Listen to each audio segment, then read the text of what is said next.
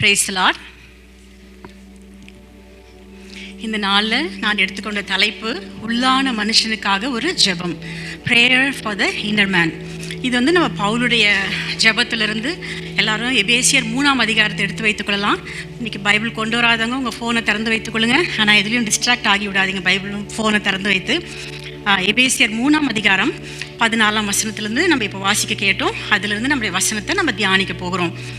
அப்போஸ்தலர் பவுல் இந்த ஜெபத்தை ஒரு சிறைச்சாலையிலிருந்து, ரோம் சிறைச்சாலையிலிருந்து ஜெபிக்கிறத நம்ம பார்க்குறோம். இது ஒரு விசுவாசிகளுக்காக ஏறெடுக்கப்பட்ட ஜெபம். எபேசு சபையில் உள்ள விசுவாசிகளுக்காக அவர் ஜெபிக்கிறார். இந்த ஜெபம் ஒரு ஆவிக்குரிய ஆசீர்வாதங்களுக்காக ஏறெடுக்கப்பட்ட ஜெபம். ஒரு தனிப்பட்ட தேவைக்காகவோ இல்லை வேர்ல்ட்லி பிளெஸ்ஸிங்ஸ்க்காகவோ அவர் ஜெபிக்கலை. இந்த பார்க்கும்போது அவர் ஒரு பிரிசனில் ஆல்ரெடி இருக்கிறாரு. ஆனாலும் பிரிசனில் இருந்தாலும் எபேசிய சபை விசுவாசிகளுக்காக அவர் ஊக்கமாக ஜெபிக்கிறாரு. அது ஒரு சுயநலமான ஜெபம் அல்ல, அது மற்றவர்களுக்காக ஏறெடுக்கப்படுகிற ஜெபம். அநேக நேரம் நம்ம ஏதாவது ஒரு பிரச்சனையில் இருந்தால் நம்ம நினைப்போம், கர்த்தாவே சீக்கிரமாக இந்த பிரச்சனையிலேருந்து எடுத்துரும். அதுதான் நம்ம சொல்லிக்கிட்டே இருப்போம், ஜெபம் பண்ணிக்கிட்டே இருப்போம். ஆனால் நீங்கள் பவுலை யோசிச்சு பாருங்கள். அவர் ஒரு பெரிய தேவையில் இருக்கிறாரு, லைஃப் கிரைசிஸில் இருக்கிறாரு. அவர் ஒரு சிறைச்சாலையில் இருக்கிறாரு. எதுக்காக என்றால் அவர் preaching the gospel for the gentiles. அவர் புறஜாதி மக்களுக்காக சுவிசேஷம் அறிவித்ததுனால அவர் ஒரு சிறைச்சாலையில் இருக்கிறார். அங்கே சிறைச்சாலையில் இருந்து கொண்டு உள்ளான மனுஷனுக்காக, எபேசு சபையில் உள்ள விசுவாசிகளுக்காக அவர் ஊக்கமாக ஜெபிக்கிறத நம்ம பார்க்கலாம். அதே மாதிரி எதுக்காக அவர் ஜெபிக்கிறார்னா, அவங்க அந்த நாட்களில் ஒரு பெரிய பெர்சிக்யூஷனுக்குள்ளே அவங்க போய்கொண்டிருக்கிறாங்க. அவங்களுடைய விசுவாசம் இயேசு கிறிஸ்துவை அவங்க சொந்த ரட்சகராக ஏற்றுக்கொண்டதுனால, அந்த 1ஆம் நூற்றாண்டில் ஒரு ராஜா இருந்தார், கிங் நீரோன்னு சொல்லி. அவருடைய அந்த நாளில் அவர் எல்லாரையும் அவர் சித்திரவதை பண்ணி பெர்சிக்யூட் பண்ணி கொண்டிருந்தார், அநேகரை கொலை செய்து கொண்டிருந்தார். அந்த நாட்களில் அந்த எபேசு சபை விசுவாசிகளுக்காக அவர் ஜெபிக்கிறத நம்ம இந்த பாசேஜில் பார்க்கலாம். அவர் என்ன ஜெபிக்கிறார்னா, அவருடைய ஆவிக்குரிய வாழ்க்கையில் ஒரு ட்ரெயினர் டிரான்ஸ்ஃபர்மேஷன், அவங்க உள்ளான மனுஷனில் ஒரு மாற்றம் வரணும், ஆவிக்குரிய வாழ்க்கையில் ஒரு வளர்ச்சி வரணும், ஆவிக்குரிய வாழ்க்கையில் ஒரு மெச்சூரிட்டி வரணும், ஒரு முதிர்ச்சி வரணும். அதற்காக அவர் விசுவாசிகளுக்காக ஜெபிக்கிறத நம்ம பார்க்கலாம். அந்த ப்ரேயர் பார்த்திங்கன்னா 6 விதமான ஜெப குறிப்புகள் அந்த ப்ரேயரில் இருக்குது. நம்ம எல்லாரும் எடுத்துக்கொள்ளலாம். 3ஆவது அதிகாரம், எபேசியர் 3ஆம் அதிகாரம் 16ஆம் வசனத்திலேருந்து நம்ம வாசித்தோம்னா, முதல் அந்த 3ஆம் அதிகாரத்தில் 16ஆம் வசனம், நீங்கள் அவருடைய ஆவினாலே உள்ளான மனுஷனில் வல்லமையாய் பலப்படவும் அப்படின்னு முதலாவது ஜெபிக்கிறாரு.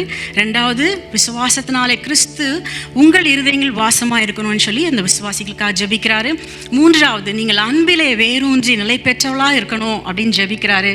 4வது, அந்த அறிவு கெட்டாத அன்பை 19ஆம் வசனத்தில் பார்த்தீங்கன்னா, நீங்கள் அறிந்து கொள்ள வல்லவர்களாக இருக்கணும்னு ஜெபம் பண்ணுறாரு.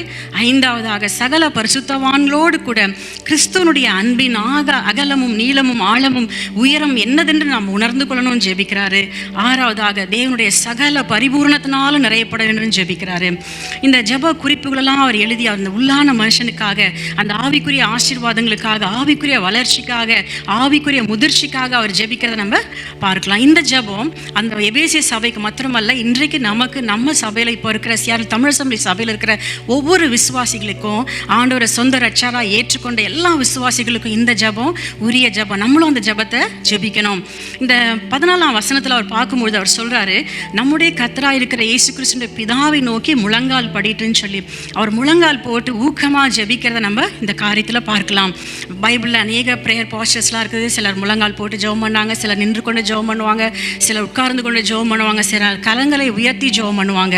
அந்த மாதிரி நம்ம பழைய ஏற்பாட்டிலையும் பார்த்துருக்கோம். 2 கிரானிக்கல்ஸ் 2 நாளாகமம் 6ஆம் அதிகாரம் 13ஆம் வசனத்தில் கிங் சாலமன் அப்படியே அந்த ஆலயத்தை அவர் பிரதிஷ்டை பண்ணும்போது முழங்கால் போட்டு ஜெபிக்கிறாரு. தானியேல் 6:10 தானியேல் முழங்கால் படிட்டு தினந்தோறும் 3 நேரம் ஜெபித்தார்னு பார்க்கிறோம். சங்கீதம் 95:6 தாவீது முழங்கால் படிட்டு கர்த்தரை ஜெபித்து ஆராதித்து கொண்டிருக்கிறார் என்று வாசிக்கிறோம். உண்டாக்கின கர்த்தருக்கு முன்பாக நாம் பணிந்து குனிந்து முழங்காற்படியிட கடவும் வாருங்கள் என்று சொல்றாரு. அப்படியாக அதே மாதிரி இயேசு கிறிஸ்து லூக்கா 22:41 வாசிக்கும் போது தம்மை அவர் முழுமையாக தாழ்த்தி கர்த்தருடைய கரத்தில் ஒப்பு கொடுத்து அந்த கெத்செமனே தோட்டத்தில் முழங்கால் படிட்டு அந்த சிலுவை சுமக்கிறதுக்கு முன்பாக தன்னை ஒப்பு கொடுத்து அவர் ஜெபிக்கிறத நம்ம பார்க்கலாம். அப்போஸ்தலர் 7ஆம் அதிகாரம் 60ஆம் வசனத்தில் நம்ம பார்த்தோமானால், அந்த ஸ்தேவான் முழங்கால் படியிட்டு ஜெபித்து கொண்டிருக்கும் போது எல்லாரும் அவர் மேலே கல்லெறிந்து ஆண்டவரே அவர்களை மன்னியும் சொல்லி ஒரு ஒப்பு கொடுத்து அவர் ஜெபிக்கிறத நம்ம பார்க்கலாம். அப்படியாக தான் அப்போஸ்தலனாகிய பவுல் முழங்கால் படிட்டு கர்த்தருடைய சித்தத்துக்காக தன்னை முழுமையாக ஒப்பு கொடுத்து அந்த எபேசிய விசுவாசிகளுக்காக மனத்தாழ்மையோடு ஜெபிக்கிறாரு. அநேக வருடங்களுக்கு முன்னதாக ஒரு நாஸ்ரத்தில் ஒரு சர்ச்சுக்கு போயிருந்தேன். அது ஒரு வீக் டே தான். சாயங்காலம் 6 மணி அந்த சபையில் பார்க்கும்போது எல்லா கிறிஸ்துவர்களும் நெடுமுழங்கால நின்று ஜெபம் பண்ணிட்டு இருக்காங்க. அதுவும் அதிக நேரம் 30 நிமிஷம் 50 நிமிஷம் 1 மணி நேரம் கூட ஜெபிச்சிருப்பாங்க. நான் அங்கே போய் உட்காந்து நான் எல்லாரையும் கொஞ்சம் நேரம் பார்த்தேன். என்ன இப்படி ஊக்கமாக ஜெபம் பண்ணுறாங்க, எனக்கு ஒரே ஆச்சரியம். அதே மாதிரி அந்த சர்ச்சில் யாரும் ஒரு சத்தமும் கிடையாது, சபை அந்த இதுக்குள்ளே ஒரு சத்தமும் கிடையாது, எல்லாரும் அமைதலோடு எல்லாரும் ஜெபம் பண்ணிக்கணும். அது பார்த்தோன்னே எனக்கு ஒரே மனசில் எனக்கு ஒரே ஆச்சரியம், இப்படி எல்லாரும் ஜெபம் பண்ணுறாங்களே அப்படின்னு எனக்குள்ள ரொம்ப ஆச்சரியம். நம்ம எப்படி இந்த நாளில் நம்ம ஜெபிக்கிறோம், நம்ம எப்படி ஆண்டவர் முன்பதாக உட்கார்ந்து கொண்டு ஜெபிக்கிறோமா, இல்லை நம்மளை தாழ்த்துக்கிறோமா, முழங்கால் படிட்டு ஜெபிக்கிறோமா, அதே நேரத்தில் நம்மளை ஒப்பு கொடுத்து சரண்டர் பண்ணி சப்மிட் பண்ணி நம்மளை தாழ்மையாக்கி வெறுமையாக்கி ஜெபிக்கிறோமா, நம்ம இருதயத்தை ஆராய்ந்து கொள்ளணும். அதே மாதிரி அவர் பவுல் மற்றவங்களுக்காக ஜெபிக்கிறார். அதே மாதிரி நம்ம மற்றவங்களுக்காக ஜெபிக்கிறோமா, நம்முடைய ஜெப வாழ்க்கையில் மற்றவங்க அநேக பாடுகள் உபத்திரவங்களுக்குள்ள விசுவாசிகள் போகும்பொழுது அவங்களுக்காக நம்ம ஊக்கமாக ஜெபிக்கிறோமா, இல்லை அவங்க போகிற பாடுகள் உபத்திரவங்களை கொண்டு போய் மற்றவங்கள சொல்லி கொண்டு அவங்களை நம்ம வேதனைப்படுத்தி கொண்டிருக்கோமா அப்படின்னு நம்மளுடைய ஜெப வாழ்க்கையை ஆராய்ந்து பார்க்கணும். நம்ம அதை விட அவர் ஒரு சிறைச்சாலையிலேருந்து ஜெபிச்சார். நம்ம கர்த்தர் நம்மளை எல்லாரும் எவ்வளோ ஃப்ரீயாக வச்சிருக்கிறாரு, நம்ம இன்னும் அதிகமாக ஜெபிக்கணும், நம்ம ஜெபிக்க அர்ப்பணித்துக் கொள்ளணும். ஆண்டவர் நம்ம அநேக இடத்துல சொல்லியிருக்கிறார், தேசத்துக்காக. இப்போ நம்ம பாஸ்ட் ஜெபம் பண்ணாங்க, தேசத்துக்காக திறப்பில் நிற்க ஒருவனையும் காணேன் என்று ஆண்டவர் அங்கலாய்க்கிறாருன்னு. திறப்பை அடைக்கணும்னா தேசத்துக்காக நம்ம ஜெபிக்கிறவளாய் மாறணும், ஒவ்வொருத்தருக்கும் ஜெபிக்கணும், அதிகாரிகளுக்காக ஆளுகை செய்வர்களுக்காக ஜெபிக்கணும்னு சொல்கிறாங்க. நம்ம அதற்காக வேதம் அப்படியாக சொல்லுகிறது, கர்த்தர் அப்படியாக சொல்லியிருக்கிறாரு, நம்ம அதுக்காக ஜெபிக்கணும். பவுல் அப்படியாக ஆத்துமாக்களுக்காக அதிகமாக ஜெபித்தார், சபைகளுக்காக ஜெபித்தார். அவர் ஆத்துமாக்களை குறித்து ஒரு கரிசனை உள்ளவர்களாக அவருக்காக ஜெபித்து அவர் ஊழியம் செய்ய சென்றார். அதனால் அவர் ஆவியிலே பலப்பட்டார், ஆவியானுடைய அபிஷேகத்தோடு வல்லமையோடு கொண்டு அவருடைய ஊழியத்தை நிறைவேற்றினார். அதே மாதிரி நம்மளை அர்ப்பணித்துக் கொள்ளணும். சபையில் உபவாச ஜெபம் நடக்கும்போது, இங்கே ஜெபம் நடக்கும்போது யாரும் வெளியே போய் அந்த நேரம் பேசிக்கொண்டோ காரியங்களை செய்து கொண்டிருக்கூடாது. கருத்தா நம்மளும் இணைந்து நம்ம ஜெபிக்க அர்ப்பணித்துக் கொள்ளணும். ஆண்டவர் அப்படி தான் கட்டளையிட்டிருக்கார். நம்மளெல்லாம் ஃப்ரீயாக இருக்கிறோம். பவுலை போல் நம்ம ஒரு சிறைச்சாலையில் இல்லை, நம்ம எல்லாரும் நம்மளுடைய வீடுகளில் கர்த்தர் நம்மளை எவ்வளோ கிருபையாக வச்சிருக்காரு. அதை நினைத்து ஆண்டவரை அதிகமாக துதித்து அதிகமாக நம்ம ஜெபிக்க நம்ம அர்ப்பணித்துக் கொள்ளணும். இப்போ நம்ம இந்த பவுலுடைய வாழ்க்கையை பார்க்கும்பொழுது அவர் எப்படி எபேசு சபையோடு கனெக்டடாக இருந்தாருன்னு சொல்லி நம்ம பார்க்கலாம். அப்போஸ்தலர் நடபடிகள் 19ஆம் அதிகாரம் 20ஆம் அதிகாரம் எடுத்து வாசிக்கும் போது அந்த 2 அதிகாரங்களும் நீங்கள் வாசிங்க, திறந்து வச்சுக்கோங்க. அதில் அவர் எப்படி சிட்டி ஆஃப் எஃபெசஸில் எபேசு பட்டணத்தில் சென்று அவர் எப்படி ஊழியம் செய்தார். 2 to 3 வருஷம் அங்கிருந்து ஊழியம் செய்கிறார். அங்கே ஒரு சபையை உருவாக்குறார். He planted a church. அநேகர் விசுவாசிச்சாங்க, கர்த்தராகிய இயேசுவை ஏற்றுக்கொண்டாங்க. அநேக டிசைபிள்ஸ் அவர் உருவாக்கினார். அந்த இடத்துல ஒரு பெரிய எழுப்புதல் வந்தது. அப்போஸ்தலர் 19:11 அதிகாரம் 11ஆம் வசனம் வாசிங்கன்னா, கர்த்தர் பவுலின் கைகளினால விசேஷித்த அற்புதங்களை செய்தருளினார் என்று வாசிக்கிறோம். அதே மாதிரி 12ஆம் வசனத்தை வாசித்தீங்கன்னா, அவனுடைய சரீரத்திலிருந்து உருமால்களையும் கச்சைகளையும் கொண்டு வந்து வியாதிக்காரர் மேல் போட வியாதிகள் அவரை விட்டு நீங்கின, பொல்லாத ஆவிகளும் அவர்களை விட்டு புறப்பட்டன. அந்த இடத்துல ஒரு பெரிய ஆவிக்குரிய ஒரு எழுப்புதலை தராரு, ஆண்டவர் விடுதலையை தராரு, சுகமளிக்கிற வல்லமை அங்கே இறங்குது, அசுத்த ஆவிகள் அந்த இடத்தை விட்டு விலகுது. அப்படியே ஒரு பெரிய ஊழியத்தை அவர் செய்து வருகிறார். ஆனால் அந்த இடத்துல செய்து கொண்டு வரும்போது தான் ஒரு பெரிய எழுப்புதல் வரும்போது அங்கே ஒரு பெரிய எதிர்ப்பு அவருக்கு வருது. அந்த டயானா என்கிற அந்த விக்கிரகத்தை வணங்கின எல்லாரும் அந்த விக்கிரகத்தை விட்டு விலகி கர்த்தராகிய இயேசுவை தொழுது கொள்ளுகிறாங்க. அப்படி தொழுது கொள்ளுகிற பட்சத்தில் அங்கே அந்த விக்கிரகத்தை செய்கிறவங்களாம் அவருக்கு எதிராக வந்து போராடுறாங்க. பாலுக்கு எதிராக வந்து அங்கே ஒரு பெரிய ரிவோல்ட்ஸ் அண்ட் ராயட்டை கிரியேட் பண்ணுறாங்க. அப்போ அவரை கொலை செய்யணும், பவுலை கொலை செய்யணும்னு செய்யும்போது பவுல் அந்த இடத்தை விட்டு எஃபெசஸ்லேருந்து விலகி அவர் மாசிடோனியாவுக்கு சென்று விடுகிறார். இதுதான் பால் அவருடைய கனெக்ஷன் வித் சிட்டி, அந்த எஃபீஷியன் சபை விசுவாசிகளுக்கு இப்படியாக கனெக்ட் பண்ணி இருந்தார். அது மாதிரி 2 to 3 வருஷம் ஊழியர் செய்து விட்டார். அடுத்து ஒரு 5 வருடம் மற்ற ஊழியங்களுக்காக போய்விட்டார். இப்போ 5 வருடம் கழித்து இவர் ஒரு ரோமில் ஒரு சிறைச்சாலை கைதியாக, லைஃப் டைம் பிரிசனராக ஒரு வீட்டு சிறைச்சாலையில் இருக்கிறார். அவர் ஒரு ஜட்ஜ்மெண்ட்டுக்காக காத்து கொண்டிருக்கிறார். அப்போ அவர் கேள்விப்படுறார், எஃபேசு சபையில் உள்ள விசுவாசிகள்லாம் அதிகமான பாடுகள் உபத்திரங்களோடு செல்றாங்க. அந்த சரித்திரம் என்ன சொல்லுதுன்னா, first century Roman empire king Nero என்றவர் அநேக கிறிஸ்தவர்களை கொலை செய்து அதிகமான ஒரு பெர்சிக்யூஷனுக்குள்ளே சென்று கொண்டிருக்கிறாங்க. அவங்களுக்காக அவங்களை என்கரேஜ் பண்ணி, உங்கள் பாடுகள் மத்தியில், நீங்கள் உபத்திரவங்கள் மத்தியில் நீங்கள் எப்படி அவங்களுக்காக அவர் ஊக்கமாக முழங்கால் படிட்டு அவர் ஜெபிக்கிறார். அப்படி ஒரு ஜெபிக்கிற ஜெபம் தான் இந்த ஜெபம். இந்த ஜெபத்தில் நம்ம பார்த்தோம்னா எல்லாரும் எஃபிஷியன்ஸ் 3ஆம் அதிகாரம் திருப்பி 16ஆம் வசனத்துக்கு எடுத்துக்கொள்ளுங்க. அதில் நம்ம வாசிக்கும் பொழுது, யாராவது வாசிக்கிறீங்களா? நீங்கள் அவருடைய ஆவினாலே உள்ளான மனுஷில் வல்லமையாய் பலப்படவும். இங்கே பால் வந்து ஒரு ஃபிசிக்கல் ஸ்ட்ரென்த் நம்ம அப்படி அவர் சொல்லலை, வில் பவரை சொல்லலை. அவர் எதுக்காக ஜெபிக்கிறாராம்? தினந்தோறும் விசுவாசிகளுக்காக ஆவிக்குரிய பலத்துக்காக அவர் ஜெபிக்கிறார். எனக்கு நிறைய பேர் தெரியும், எல்லாரும் நிறைய எக்ஸசைஸ் பண்ணுவீங்க, கார்டியோ ஒர்க் அவுட் பண்ணுவீங்க, வெயிட் ட்ரைனிங் பண்ணுவீங்க. நிறைய பேர் என்கிட்ட சொல்லுவாங்க, அக்கா இத்தனை மைல் நடக்கணும்க்கா, நீங்கள் நடக்கிறீங்களான்னு என்கிட்ட வந்து கேட்பாங்க. ஸோ நிறைய மைல்ஸ்லாம் நடக்கிறீங்க. ஃபிசிக்கல் ஸ்ட்ரென்த்துக்காக நீங்கள் அநேக காரியங்களை நம்ம பண்ணுறோம். ஆனால் இங்கே பால் குறிப்பிடுகிறது அவர் எதற்காக ஜெபிக்கிறாராம்? ஆவிக்குரிய அந்த ஆவிக்குரிய வாழ்க்கையில் அந்த ஆவியும் ஆத்மாவும் உள்ளான மனுஷனில் பலனடையும்னு சொல்லி அவர் ஜெபிக்கிறார். இன்னர் மேன் என்று சொல்லும்போது, உள்ளான மனுஷன் என்று சொல்லும்போது நமக்குள்ளாக இருக்கிற ஆத்மா, ஆவி ஆத்மா, நம்மளுடைய மனது, இந்த கோர் ஆஃப் அ பர்சன், அதுதான் அந்த இன்னர் மேன். அப்போ நம்முடைய வாழ்க்கையில் போராட்டம் எங்கே முதல்ல தொடங்குது? நம்முடைய மனதில் தான் தொடங்குது. அந்த மனது தான் வந்து ஒரு பேட்டில் கிரவுண்டாக இருக்குது. அப்போ பால் எதுக்காக ஜெபிக்கிறாராம்? எல்லா விசுவாசிகளும் ஆண்டவருடைய ஆவியானுடைய பலத்தினால, ஆவியானுடைய வல்லமையினால் நிரம்பப்படணும். அந்த times of trials and temptations and life challenges, நம்ம வாழ்க்கையில் விசுவாசிகளாக யாரும் பைபிளில் எங்கேயும் நமக்கு சொல்லலை, நீங்கள் விசுவாசி ஆகிட்ட பிறகு உங்களுக்கு ஒரு பிரச்சனையும் இருக்காது, எல்லாமே ரோஸ் பெட்டாக இருக்கும், உங்களுக்கு பிரச்சனையே இருக்காது அப்படின்லாம் வேதம் சொல்லவே இல்லை. நம்ம காலத்து பாடுகள் வரப்போகிற மகிமையை குறிக்கிறதா இருக்குதுன்னு வேதம் சொல்லுது. அப்போ அந்த பாடுகள் உபத்திரம் வழியில் நம்ம செல்லும் பொழுது அந்த பவுல் என்ன ஜெபிக்கிறாரு? எல்லாம் அவங்களுடைய ஆவியில், ஆண்டவரே அவங்களுடைய உள்ளான மனுஷனில், அவங்க ஆவி ஆத்மாவில் ஆவியானுடைய பலத்தினால் நிரம்பி இருக்கணும். அவங்க அதனால சோர்வுக்குள்ளே போய்விடக்கூடாது, ஒரு டிப்ரெஷனுக்குள்ளே போய்விடக்கூடாது, ஒரு டிஸ்கரேஜ்மெண்ட்டுக்குள்ளே போய்விடக்கூடாது. அதற்காக அவர் ஊக்கமாக அவர் ஜெபிக்கிறான்னு வாசிக்கிறோம். அப்போ அந்த வல்லமை, கர்த்தருடைய வல்லமை ஆவியானவர் மூலமாக நமக்கு கிடைக்கணும்னு சொல்லி, அந்த ஆவி ஆத்மா பலனடையன்னு சொல்லி அவர் அதிகமாக ஜெபிக்கிறார். பைபிளில் தாவீது சங்கீதத்தில், நம்ம அநேக சங்கீதத்தில் வாசித்திருக்கிறோம், the strength comes from the Lord and the power comes from the Lord. தாவீது அநேக இடத்துல சொல்லியிருக்கிறார், கர்த்தரின் பலன் சொல்லியிருக்கிறாரு, என் பலனாகிய கர்த்தாவே உம்மில் அன்பு கூறுவேன் என்று சொல்லியிருக்கிறாரு. அப்போ நம்ம அந்த இன்னர் மேனுக்காக, ஆண்டவரே என்ன நீங்கள் இந்த பாடு மத்தியில், இந்த உபத்திரம் மத்தியில் ஆவியானவரை என்ன நீங்கள் பலப்படுத்துங்க, உங்களுடைய பலத்தினால் நிரப்புங்க அப்படின்னு சொல்லும்பொழுது ஆவியானவர் நம்மளை கண்டிப்பாக நம்ம பலத்தினாலும் நம்ம ஸ்ட்ரென்த்னாலும் ஆண்டவர் நம்மளை நிரப்புவார். ஊழியத்தின் பாதையில் நாங்கள் கடந்து வரும்போது அநேகர் வந்து என்கரேஜ் பண்ணுவாங்க. ஏன்னா நாங்கள் வேலையும் செய்து கொண்டு ஊழியமும் செய்தனால என்கரேஜ் பண்ணுவாங்க, நிறைய பேர் ப்ரே பண்ணுவாங்க, நிறைய பேர் கூட இருந்து உதவி செய்வாங்க. ஆனால் அநேக நேரம் அநேக பாடுகள் உபத்திரவங்களுக்குள்ளாக கடந்து செல்கிற பாதை எங்களுக்கு அதிகமாக வந்திருக்குது. ஒரு தடவை எனக்கு ஞாபகம் இருக்குது, ஒரு சுரேஷ் ஒரு கம்பெனியில் ஒர்க் பண்ணும்போது அந்த கம்பெனியுடைய மேனேஜர் அவர் பேசும்போது சுரேஷ் கிட்ட, நீங்கள் ஆண்டவருடைய ஊழியத்தை செய்வதற்காக சுரேஷ் அவர் ஒரு மட்டம் தட்டி அவர் பேசி கொண்டிருந்தார்.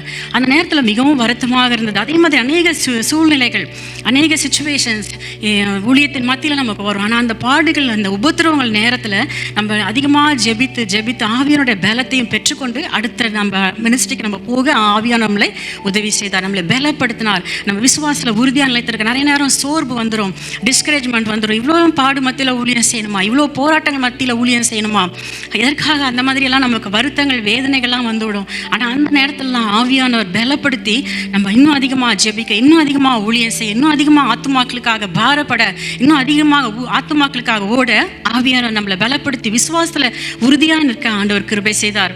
அதே மாதிரி தான் நம்மளுடைய வாழ்க்கையில் நம்ம அநேக நேரம் கிறிஸ்துவுக்காக நம்ம சாட்சியாக இருக்கும்பொழுது அநேக பாடுகள் வரும், உபத்திரவங்கள் வரும், பிரச்சனைகள் வரும். நிறைய பேர் சொல்லுவாங்க, இந்த ரெஸ்யூமேல மட்டும் கொஞ்சம் தப்பாக எழுதி கொடுத்துட்டா எனக்கு இந்த வேலை கண்டிப்பாக கிடைச்சிரும் அப்படின்னு. ஆனால் அந்த ரெஸ்யூமேல அப்படி தப்பாக எழுதி கொடுத்தா நம்ம ஆண்டவரை பிரியப்படுத்த முடியாதுன்னு சொல்லி அநேகர் வந்து ரொம்ப சாட்சியாக இருப்பாங்க.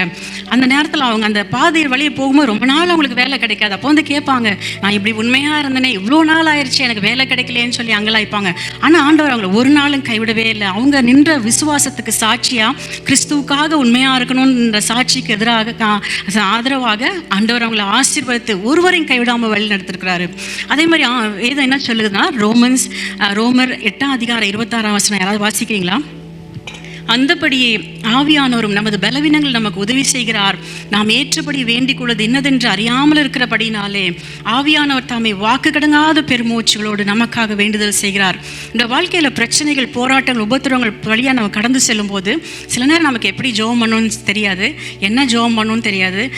ஒரு பிளாங்காக வந்து ஒரு இடத்துல இருப்போம். அப்போ அந்த பிளாங்காக என்ன பண்ணுறதே, எப்படி ஜெபம் பண்ணுறதே எனக்கு தெரியலையே அப்படின்னு சொல்லி நம்ம அங்கலாய்ப்போம். ஆனால் ஆவியான இடத்துல நம்ம ஒப்பு கொடுக்கும் பொழுது, ஆவியான நம்முடைய ஆவியை பலப்படுத்தும் பொழுது, நம்முடைய ஆத்மா உள்ளான மனுஷன் நம்ம பலப்படுத்தும் பொழுது, அந்த சூழ்நிலைகள் மத்தியில் ஆவியானவர் நம்மளை ஜெபிக்க பலப்படுத்துவார், நம்மளை ஜெபிக்க வைப்பார். வேதம் என்ன சொல்லுகிறது? அவர் நமக்கு உதவி செய்கிற ஆவியானவர், நம்மளை கம்ஃபர்ட் பண்ணுகிற ஆவியானவர், நமக்கு உதவி செய்து நம்மளை வழிநடத்துகிற ஆவியானவர் என்று சொல்லி, அதுதான் பால் இங்கே என்ன சொல்கிறாருன்னா, அந்த ஆவியானுடைய உதவியை அந்த இன்னர் மேனில், அந்த உள்ளான மனுஷன் நம்ம பெற்றுக்கொள்ளணும்னு சொல்லி நமக்காக, நம்ம அதற்காக நம்மளும் அப்படியாக ஜெபிக்க நம்ம கடமைப்பட்டிருக்கோம். பவுல் அதிகாரம் நம்ம அப்போஸ்தலர் 14ஆம் அதிகாரம் 19ஆம் வசனத்தில் பார்க்கும்போது, 2 கொரிந்தியர் 11:26ஆம் வசனத்தில் வாசிக்கும்போது, பவுல் அவருடைய விசுவாச வாழ்க்கையில், அவருடைய ஊழியத்தின் பாதையில் அவர் பட்ட பாடுகள், உபத்திரவங்கள் எல்லாம் எழுதுறாரு. அதில் அவர் he was beaten with rods in Philippi and he was stoned and left to dead in Lystra வாசிக்கிறோம். அவரை கல்லறிந்து அவரை கொலை செய்ய முயற்சி செய்கிறாங்க. அவர் தடினால் எடுத்து அவரை அடிக்கிறாங்க. அவர் அநேக தரம் பிரிசனில் இருந்திருக்கிறாரு. 39 தடவை அவர் லேஷஸால் ஜூயிஷ் மக்கள் அவரை அடிச்சிருக்கிறாங்க. அவரை அநேக தரம் அவர் ஷிப்ரக்கில் போயிருக்கிறாரு. he went through suffering with robbers and false brothers and own countrymen, own brothers in Christ. இவ்வளோ பாடுகள் உபத்திரவங்களோடு அந்த அவர் ஊழியம் செய்திருக்க நம்ம பார்க்கலாம். அதன் மூலமாக எத்தனையோ ஆத்துமாக்கள் ரட்சிக்கப்பட்டிருக்காங்க. கர்த்தருடைய அநேக சபைகளை அவர் உருவாக்கி இருக்கிறாரு. அவர் தான் எழுதுறாரு. இன்றைக்கு என்ன சொல்றாரு?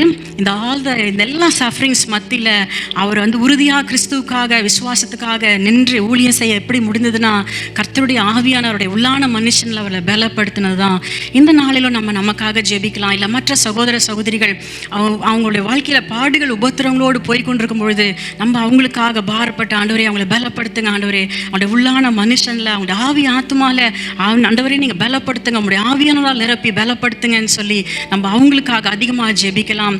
அநேக நேரம் நம்ம ஊழியத்தின் மத்தியில் அநேகர் சில நேரம் சொல்லுவாங்க, எனக்கு இந்த பாடு இருக்குது, இந்த பாடு இருக்குது, அப்படி நிறைய பாடுகள் உபத்திரவங்களை சொல்லலாம். அந்த பாடுகள் எல்லாவற்றிலும் மத்தியிலும் ஆவியானவர் நம்மளை பலப்படுத்த வல்லவராக இருக்கிறார். நம்ம ஜெபிக்கும் பொழுது ஆவியானவருடைய ஆவியை ஆத்துமாவை பலப்படுத்தி நம்ம அந்த பிரச்சனைகள், போராட்டங்கள் விடுதலை செய்வார். சில நேரம் loneliness and depression and fear, யாருமே எனக்கு இல்லையா, அந்த மாதிரியான போராட்டங்கள், பிரச்சனைகள்லாம் வரும்.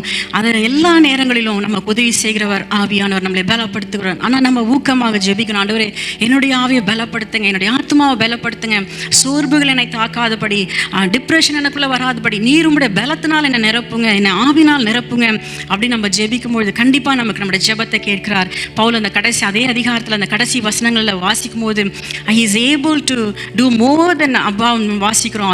நினைப்பதற்கும் வேண்டிக் கொள்வதற்கு அதிகமாக நமக்குள்ள கிரியை செய்கிற ஆவியானவர் என்று சொல்லி வேதம் என்ன சொல்லுகிறது? யோவான் 16ஆம் அதிகாரம் 33ஆம் வசனத்தில், உலகத்தில் உங்களுக்கு உபத்திரவம் உண்டு, ஆனாலும் திடன் கொள்ளுங்கள், நான் உலகத்தை ஜெயித்தேன். இக்காலத்து பாடுகள் வரப்போகிற மகிமையை குறிக்கிறதா இருக்குது. இன்றைக்கு அந்த பவர் எப்படி பெற்றுக்கொள்வது, உள்ளான மனுஷனில் பலன் எப்படி பெற்றுக்கொள்வது? செக்குலர் வேர்ல்டு வேற மாதிரி சொல்லுவாங்க, பர்சனல் எம்பவர்மெண்ட்னு சொல்லுவாங்க, இல்லைனா பர்சனல் என்ரிச்மெண்ட்னு சொல்லுவாங்க, இல்லைனா நியூ ஏஜ் ட்ரிக்ஸ்ன்னு சொல்லுவாங்க, இல்லைனா எனக்கு இவ்வளோ கனெக்ஷன் இருந்தால் எனக்கு இவ்வளோ பெரிய இது கிடைக்கும், இந்த பலன் கிடைக்கும், இல்லைனா இவ்வளோ பெரிய நெட்வொர்க் எனக்கு இருக்கணும் அப்படின்னு சொல்லுவாங்க.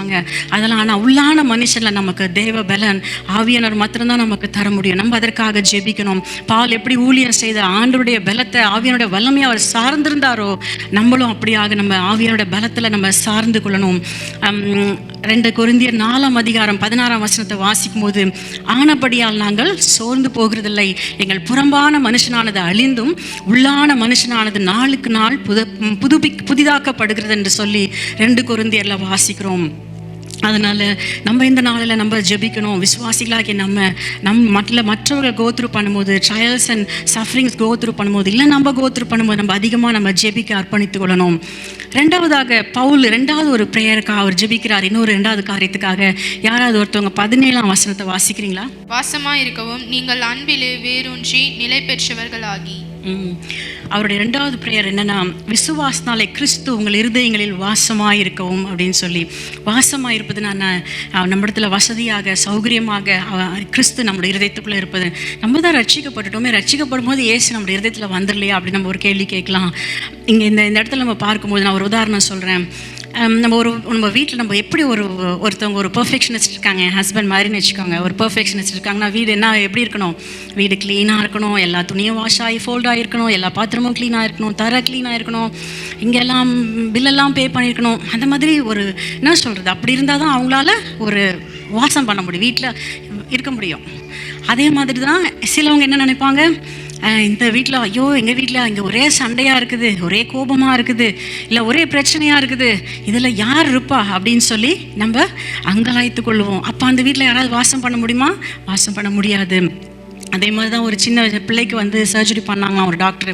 அந்த பிள்ளைக்கு வந்து ஒரு ஹார்ட் சர்ஜரி பண்ண வேண்டியது இருந்துச்சான். பண்ணி முடித்தோன்னே ரொம்ப அந்த அழகான ஒரு இந்த பிள்ளை வந்து டாக்டரை கேட்டுச்சான். சர்ஜரி முடித்தோன்னே, டாக்டர் நீங்கள் எனக்கு சர்ஜரி பண்ணி முடிச்சிட்டிங்க, இப்போ நீங்கள் இயேசுவை என் இருதயத்தில் பார்த்தீங்களா? நீங்கள் எனக்கு ஹார்ட் சர்ஜரி தானே பண்ணீங்க, இயேசுவை என் இருதயத்தில் பார்த்தீங்களான்னு சொல்லிட்டு ரொம்ப அழகாக கேட்டுச்சான்.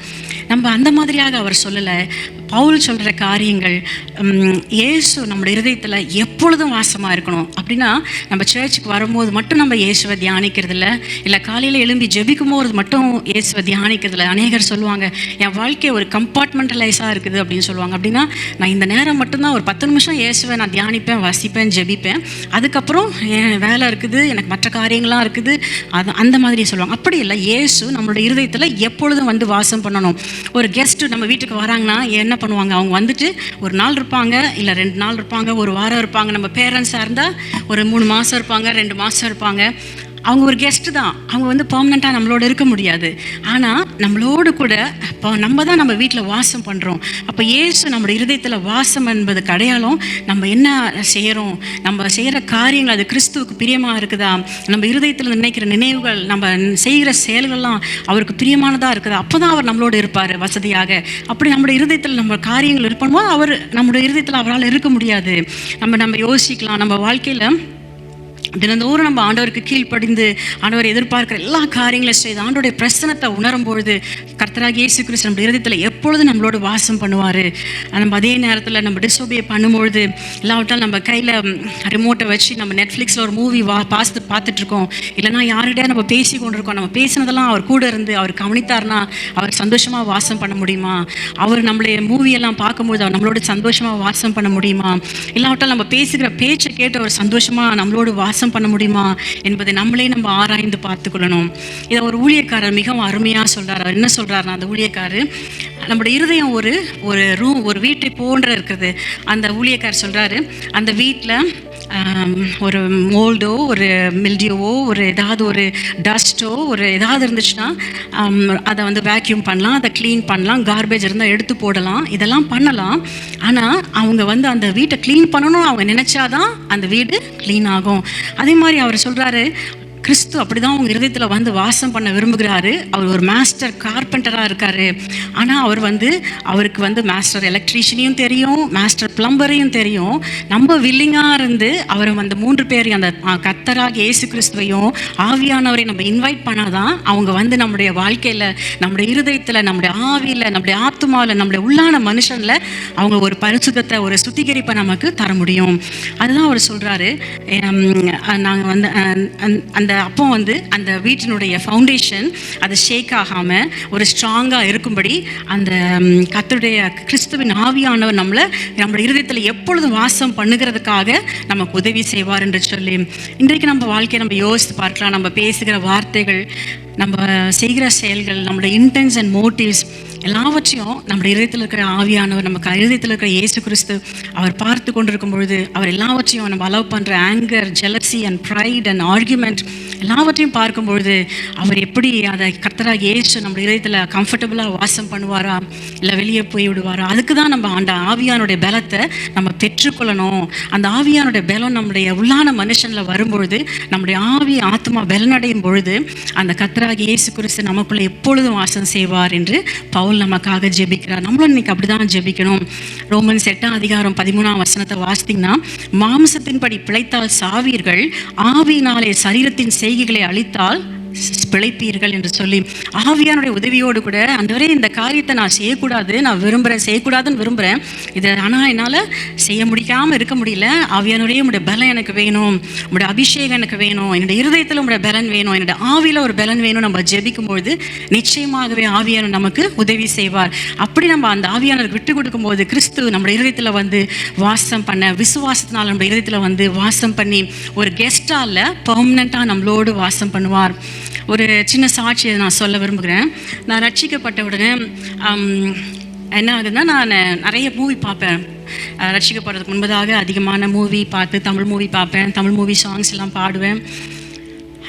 நான் நினச்சிக்கிட்டேன், இன்றைக்கி ரட்சிக்கப்பட்டுட்டேன், ஆண்டவரை ஏற்றுக்கொண்டேன், நான் இனிமேல் இந்த காரியத்தெல்லாம் செய்ய மாட்டேன்னு சில காரியங்கள்லாம் ஒதுக்கி வச்சுருந்தேன். அதை மாதிரி நான் கொஞ்சம் ஒரு 3 மாதம் 4 மாதம் இந்த காரியங்களெல்லாம் செய்யலை, மூவி பார்க்கல, சினிமா பாடல்கள்லாம் பாடலை. ஆனால் ஒரு 3-4 மாதங்கள் கழித்து என்ன ஆகுது, அந்த அந்த சோதனையை மேற்கொள்ள முடியல. பாடல்களை பாடும்போது இல்லை யாராவது ஃப்ரெண்ட்ஸ் வரும்போது ஃப்ரெண்ட்ஸ்லாம் அந்த பாட்டெல்லாம் கேட்பாங்க. அந்த பாடல்களை பாடும்போது என்ன ஆகுது, அந்த டெம்டேஷனை மேற்கொள்ளுகிற வல்லமை எனக்கு இல்லை, அந்த ஆவியில் பலன் இல்லை. உடனே நான் என்ன பண்ணுறேன், உடனே அந்த பாடல்கள்லாம் பாட ஆரம்பிச்சிட்டேன். மறுபடியும் நான் இதெல்லாம் விட்டு வந்தேனோ, ஆனால் ஏற்றுக்கொண்டேன், ஆண்டவரை ஏற்றுக்கொண்டேன், இயேசுவை ஏற்றுக்கொண்டேன். ஆனால் மறுபடியும் வந்த எல்லா பாவ வாழ்க்கைக்கும் நான் திரும்பி விட்டேன். மறுபடியும் அந்த டே டைம் ஷோஸ் பார்க்குறது, சினிமா பாடல்களை பாடுறது, சினிமா பார்க்குறது. அப்போ ஒரு நாளில் ஒரு மெசேஜை கேட்டேன், எப்படி ஆவியானவருடைய அபிஷேகம் வல்லமை நமக்குள்ளே இறங்கும் போது, அந்த பலத்தை நம்ம பெற்றுக்கொள்ளும் போது, உள்ளான மனுஷன் நம்ம பலனடையும் போது, அந்த பாவத்திலிருந்து, அந்த பிசாசின் கட்டிலிருந்து, அந்த அடிக்ஷன்லேருந்து நம்ம எப்படி விடுதலை நம்ம பெற்றுக்கொள்ளணும் அப்படின்னு சொல்லி நான் கற்றுக்கொண்டப்போ நான் என்னை ஒப்பு கொடுத்தேன். என்னை சரண்டர் பண்ணி நான் ஜெபம் பண்ணும்போது ஆவியான என்னை முழுமையாக நிரப்பி எனக்குள்ளாக இருந்த அந்த பாவ வழக்கங்கள், அந்த அடிமைத்தன காரியங்கள் எல்லாவற்றும் ஆண்டவர் என்னை முழுமையாக என்னை விடுதலை செய்து விட்டார். பரிபூர்ணமான விடுதலை. அதுக்கப்புறம் திருப்பியும் அதே மாதிரி சினிமா பாடல்கள்லாம் கேட்கும் வேறு இடங்களுக்கு போகும்போது, இல்லை ஃப்ரெண்ட்ஸ் போகும்பொழுது. ஆனால் என்னுடைய இருதயத்தில் ஆவியானவர் எனக்கு ஒரு அலாம் மாதிரி அடிப்பார். இதெல்லாம் நீ கேர்ஃபுல்லாக இருக்கணும், காஷியஸாக இருக்கணும், நீ வாட்ச்ஃபுல்லாக இருக்கணும், நீ உன்னை பரிசுத்தமாக காத்துக்கொள்ளணும், உன் ஆத்மாவை நீ பரிசுத்தமாக காத்துக்கொள்ளணும் அப்படின்னு சொல்லி ஆவியானவர் என் இருதயத்தில் ஞாபகம் ஊட்டுவார். ஆவியானவனை பலப்படுத்துவார். அப்படியே ஆவியான எனக்கு விடுதலை தந்தார். அதே நேரத்தில் கிறிஸ்தவ பாடல்களை பாடும்போது நிறைய கிறிஸ்தவ பாடல்களை சினிமா பாட்டு ராகத்தில் முந்திலாம் வரும், இப்போ கூட வருதுன்னு தான் நினைக்கிறேன், எனக்கு தெரில. அந்த சினிமா பாட்டு ராகத்தில் வரும்பொழுது அது நம்ம ஆண்டவரை ஆராதிக்கவோ ஆண்டவரை தொழுது கொள்ளவோ நம்மளால் பாட முடியாது. நம்ம பாடும்பொழுது, ஆண்டவரை ஆராதிக்கும் போது ஆண்டவருடைய பிரசன்னத்தை உணரணும், ஆண்டவருடைய தொடுதலை உணரணும். அப்படிப்பட்ட பாடல்களை, ஆவிக்குரிய பாடல்களை நம்ம பாடணும். அதற்காக நம்மளை அர்ப்பணித்துக் கொள்ளணும். இன்றைக்கும் நம்மளுடைய வாழ்க்கையில், கிறிஸ்துவ வாழ்க்கையில் அதிகமான டெம்டேஷன்ஸ் நம்மளை திரும்பி பார்க்கும்பொழுது, நம்மளுடைய வாழ்க்கையில் விசுவாசத்திலேருந்து எடுக்கும்படியா, நம்ம ஆண்டவரோடு நடக்கிற வாழ்க்கை நடக்க முடியாதபடி அதிகமான சோதனைகள் நமக்கு இருக்குது. நம்ம எல்லாரும் ஆண்டவரை இருதயத்தில் ஏற்றுக்கொண்டவங்க தான். நம்மளுடைய ஊழியம் கூட நம்ம எல்லாம் செய்கிறோம். ஆனாலும் சில விதமான டெம்டேஷன்ஸை நம்மளை ஓவர் கம் பண்ண முடியாதபடி சாத்தான் நம்மளை சில காரியங்களை கட்டி வைத்திருக்கிறான். ஆனால் நம்ம ஆவியானுடைய சத்தத்துக்கு ஒப்பு கொடுக்கும் பொழுது, நம்ம பழைய பாவங்கள், பழைய ஹேபிட்ஸ், இதில் எல்லாவற்றிலும் நம்ம மேற்கொள்ள ஆவியானவர் நமக்கு வல்லமையை தருவார், பலனை தருவார். ஆனால் நம்ம இன்னைக்கு அந்த ஆண்டவருடைய உள்ளான மனுஷனில், அந்த ஆவியில் ஆத்மாவில் நம்ம பலன் அடையணும். கிறிஸ்து நமக்குள்ளாக வாசம் பண்ணணும். அந்த கிறிஸ்துவான நமக்குள்ளாக இருந்து எப்பொழுதும் பெர்மனண்ட்டாக இருந்து நம்மளை லீட் பண்ணணும். இதை செய்யாத, இதை செய் அப்படின்னு ஆவியான நமக்குள்ள சொல்லும்பொழுது நம்ம அதை விட்டு கொடுக்கணும். அந்த ஆவியானுடைய பலத்தை பெற்றுக்கொள்ளணும்னு சொல்லி தான் பவுல் இங்கே ஜெபிக்கிறாரு. அப்போ நம்மளுடைய பாவங்கள்லேருந்து, பிசாசின் கிரியைகளிலிருந்து நம்ம முழுமையாக விடுதலை செய்ய ஆண்டவர் நமக்கு வல்லவராக இருக்கிறாரு. நம்ம அப்போ கர்த்தருடைய பரிசுத்தமாக நம்ம எதிர்பார்க்கிற வாழ்க்கைக்கு கிறிஸ்து நம்ம முழுமையாக பெர்மனண்ட்டாக நம்மளோட ஒரு கெஸ்ட்டாக இல்லை, ஒரு பெர்மனண்ட்டாக நம்மளால் இது பண்ண முடியும். இந்த நாட்களில் உலக வேதம் என்ன சொல்லுகிறது, கண்கிற நிச்சை, மாம்ச நிச்சை, ஜீவனத்தின் பெருமை, பாலித்துக்குரிய இச்சைகளை இவைகள் எல்லாவற்றையும் விட்டு விலகுங்கள் என்று சொல்லி நம்ம பார்க்கும்போது, கையில் ஃபோன் எடுத்தால் ஒரு சோதனை, நம்மளுடைய மீடியாவை பார்த்தோம்னா ஒரு சோதனை, நம்மளுடைய வேலையில் போகும்போது நமக்கு சோதனைகள், நம்ம ஃப்ரெண்ட்ஸ் நம்மளோட சுற்றி இருக்கும்போது நமக்கு சோதனைகள். ஆனால் நமக்கு தேவை உள்ளான மனுஷனில் தேவ பலம், உள்ளான மனுஷனில் ஆவி ஆத்மாவில், அந்த இன்னர் மேனில் அந்த தேவ பலத்தினால் நம்ம நிரம்பி இருக்கும்போது, கிறிஸ்து நமக்குள்ள விசுவாசனால் வாசமாக இருக்கும்போது இந்த காரியங்களை நம்ம மேற்கொள்ளலாம். அப்போ கிறிஸ்துவுக்கு சாட்சியாக இருக்கலாம், கிறிஸ்துவுக்கு ஒளியாக விளக்கு. இதுதான் நம்முடைய ஜெபமாக இருக்கணும். ஆண்டவரே உதவி செய்யுங்க ஆண்டவரே, இதில் நாம் பெருகணும் ஆண்டவரே. நம்ம அப்படியாக நம்ம ஜெபிக்க நம்ம அர்ப்பணித்துக் கொள்ளணும். ஜெபித்து நம்ம ஆவியானுடைய பலத்தை நம்ம பெற்றுக்கொள்ளணும்.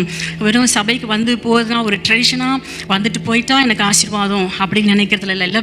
பைபிளில் ஒரு அதிகாரம் வாசிட்டு சும்மா ஒரு கடமைக்காக நானும் இன்னைக்கு ஜெபம் பண்ணிட்டேன் அப்படின்னு ஜெபிக்கிறதுனால இது இல்லை.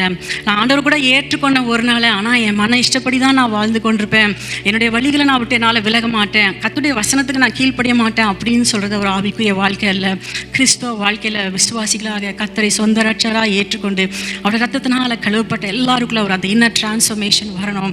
அந்த ஆவியானுடைய பலத்தோடு கூட, ஆவியானுடைய உதவியோடு கூட அந்த நம்முடைய கிறிஸ்து நம்ம இதயத்தில் வாசமாக இருக்கணும் அப்படின்னு சொல்லி பவுல் ஜெபிக்கிறார். அது நாமும் அதுக்காக அப்படியாக ஜெபிக்கணும். கிறிஸ்து நமக்குள்ள எப்போதும் வாசமாக இருக்க விரும்புவாரா? நம்ம பேசுகிற காரியங்கள் வெறும் சண்டே மாத்திரம் மட்டும்தான் நம்மளோட வாசம் பண்ணுகிறாரா? இல்லை நம்ம காலையில் ஒரு 10 மணி நிமிஷம் ஜெபிக்கிறோம், அந்த நேரம் மட்டும்தான் கிறிஸ்து நம்மளோட வாசமாக இருக்கிறாரா? அப்படின்னு சொல்லி நம்ம ஆராய்ந்து பார்க்கணும். சில நேரம் நம்ம சபைக்கு வரும்போது நம்மளுடைய தாளந்துகளை வெளிக்காட்டுறதுக்காக சபைக்கு வரோம், இல்லைனா நம்மளுடைய ஃப்ரெண்ட்ஸை பார்க்கறதுக்காக வர சபைக்கு வரோம், இல்லைனா என்னுடைய பிள்ளைகளுக்கு ஒரு சண்டே ஸ்கூலு, ஒரு பைபிள் குவிசிங், தமிழ் கிளாஸ், இதுக்காக நம்ம சபைக்கு வரோம். ஆனால் கர்த்தர் என்ன விரும்புகிறாரு? ஒவ்வொருவரையும் இருதயத்தின் ஆழத்திலிருந்து அவரை தேட விரும்புகிறாரு. ஆவி, ஆத்மா, சரீரம் மறுரூபமாக்கப்படணும். பி டிரான்ஸ்ஃபார்ம்டு இந்த இன்னர் மேன். ஆவியானுடைய உதவியோடு கூட நம்ம மறுரூபமாக்கப்படணும் ஆண்டவர் விரும்புகிறாரு. கிறிஸ்து நமக்குள்ள விசுவாசத்தால் வாசமாக இருக்கணும்னு ஆண்டவர் விரும்புகிறாரு. அதற்காக தான் நமக்கு கர்த்தராகிய இயேசு கிறிஸ்து நமக்காக வந்து நம்முடைய ஜீவனையை கொடுத்தாரு. அதற்காக தான் கர்த்தர் நமக்கு பரிசுத்த ஆவியானவரை கொடுத்திருக்கிறாரு. கர்த்தருடைய வார்த்தையை நமக்கு கொடுத்திருக்கிறாரு. இன்றைக்கும் நம்ம யோசித்து பார்க்கலாம், என்ன விதமான பாவ அடிமைத்தனத்தில் நம்ம இன்றைக்கி போய் கொண்டிருக்கிறோம். ஆவியானவரை எந்தெந்த காரியத்தில் துக்கப்படுத்தி கொண்டிருக்கிறோம். கிறிஸ்துவர்கள் என்று சொல்லி மறுபடியும் கிறிஸ்துவை நம்ம எந்த காரியங்களை சிலுவையில் அறைந்து கொண்டிருக்கோம். நாம இருதயத்திலிருந்து நம்ம ஆராய்ந்து பார்க்கணும்.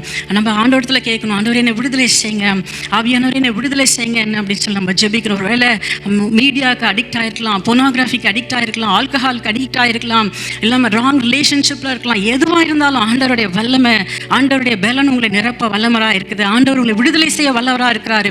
உங்களை உள்ளான மனுஷன் பலன் அடையும் போது, கிறிஸ்து உங்களுக்குள்ளாக விசுவாசனால் வந்து வாசம் பண்ணும்போது, கர்த்தருடைய ஆவியானவர் நிச்சயமாக நீங்கள் கேட்கும் போது, ஜெபிக்கும் போது, நினைப்பதற்கும் வேண்டிக் கொள்வதற்கு அதிகமாக கிரியை செய்ய வல்லமுள்ள தேவன் நம்மை விடுதலை செய்ய வல்லவராக இருக்கிறாரு. அதனால நம்ம இன்றைக்கு ஆண்டவருடைய கருத்தில் நம்மளை ஜெபிக்கலாம். ஆண்டவரை என்னை ஒப்பு கொடுக்குறேன், ஆவியானவர் என்னை பலப்படுத்துங்க. நீங்கள் ஜெபித்தீங்கன்னா நிச்சயமாக ஆண்டவர் உங்களுக்கு விடுதலை தருவார்.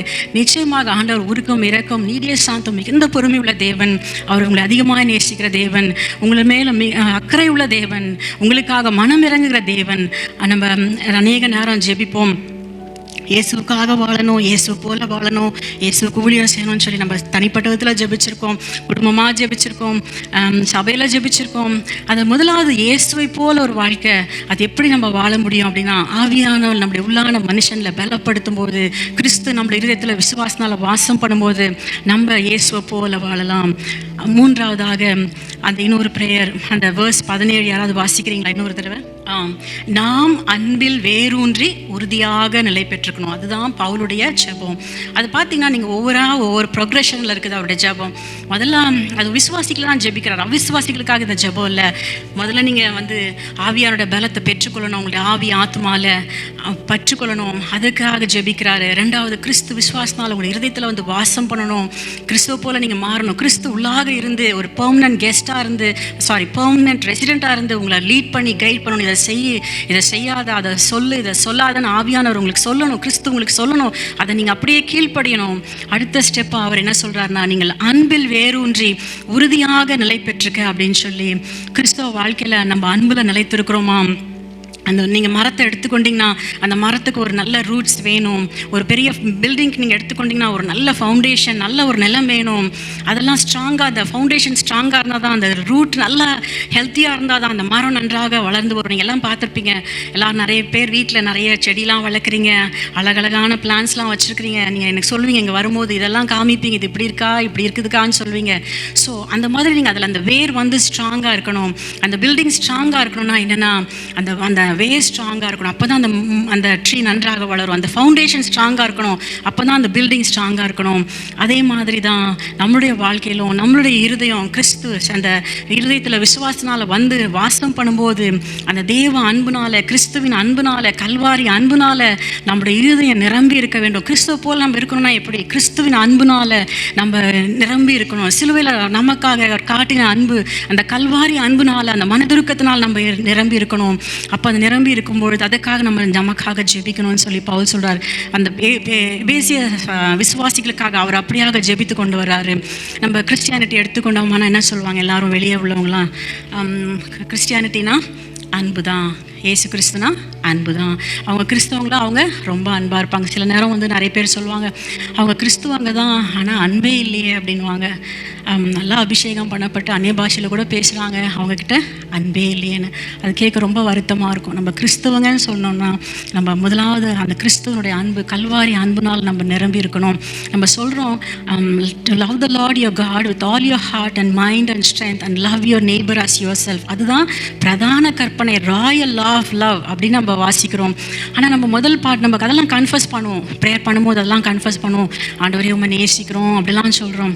ஆனால் அதே நேரம் ஆண்டவரை நேசிக்கிறோம் நம்ம சொல்கிற நம்மளை சுற்றி இருக்கிறவங்கள நேசிக்காமல் இருப்போம். நம்ம இருதயத்துலேருந்து அவங்கள நேசிக்க மாட்டோம். நம்முடைய குடும்பத்தில், நம்முடைய வேலையில், இன்னும் சபையில் அநேக நேரம் நம்ம அன்பு இல்லாமல் இருப்போம். அன்பை அவங்களுக்கு காண்பிக்க மாட்டோம்.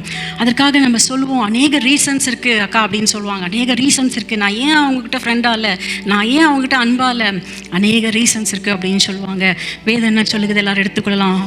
1 John chapter 4 verse 20. யாராவது வாசிக்கிறீங்களா?